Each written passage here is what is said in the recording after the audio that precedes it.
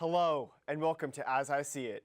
There is quite a bit of contention about college athletes and whether or not they should be paid by the school's athletic departments for the work they put in to compete for the school.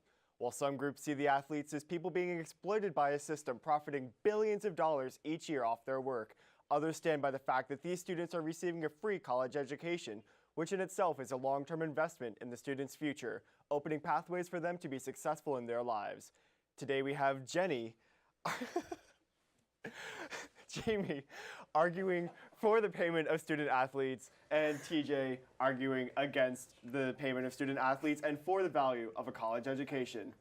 Let's begin with Jamie.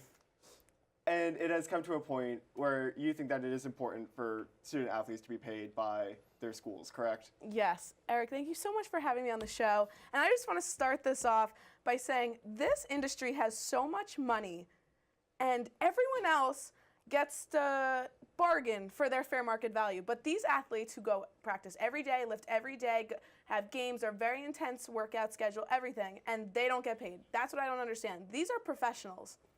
So, yeah, they don't get paid in the sense of an hourly wage or a yearly wage. However, their Division I athletes are getting full scholarships to these colleges, which oftentimes are very valuable educations and investments in the athlete's future. If they were to get paid, that would be so unbelievably difficult to implement because some athletes are worth more to their school than others. Are you arguing that the third string kicker on UTEP should get paid? I don't think you are.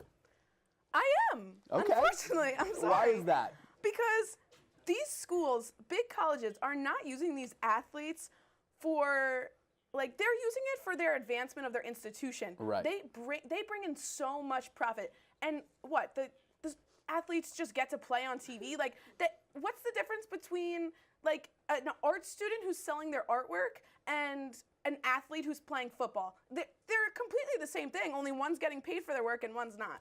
Art students are not brought in on full ride scholarships. No, they sell their artwork that they do in school, though. and part of that point as well is that the art student is allowed to sell their goods at what they're good at doing. Right. While the student athlete, they're great at playing sports, right, but they can't make a profit off of something that they're great at. That's a good point. And I frankly would argue against that. I would argue that if they are great, they will make it to the professional level where they will make a profit.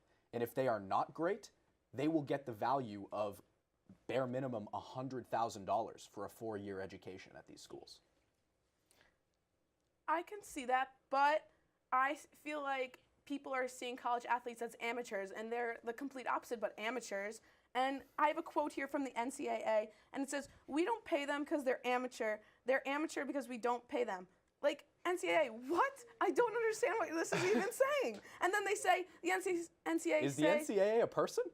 Oh, no, it's an organization. Who said that? I don't know, some representative. But I'm just saying, if you don't like it, leave. Okay, fine. All of us are going to leave. You're going to have no one. Your footballs and your basketball, you're not going to have anything. So Except that's not going to happen because these players are getting an education. Let's bring this back together. So the topic of professionalism versus amateurism.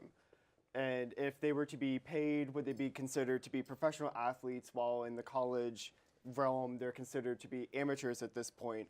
Would paying them break that rule of amateurism that the NCAA currently has? I mean, professionalism is defined by the nature of capitalism. In the NFL, people argue people are overpaid like crazy, but that's capitalism. They draw in these views. And in the NCAA, sure, there are teams drawing in views, but I would argue more so that Alabama's drawing in views because of Nick Saban and the team that he has set up and what he cultivates at Alabama. If Alabama didn't have Nick Saban, it's not for the people that are playing that people are watching for. People are watching for Nick Saban? Right, exactly. They just want to see Nick Saban. Now, obviously, they're watching to see the product on the field. So Nick Saban should be paid and no one else should? Nick Saban is paid handsomely, but the product on the field is cultivated by Nick Saban. No offense to Coach Swanstrom. If he were coaching Alabama, I mean, I would watch, but I don't know if the rest of the country would watch. Well, thank you guys very much for thank you guys very much for joining me today. Some great points all around. We'll be right back. Stay tuned.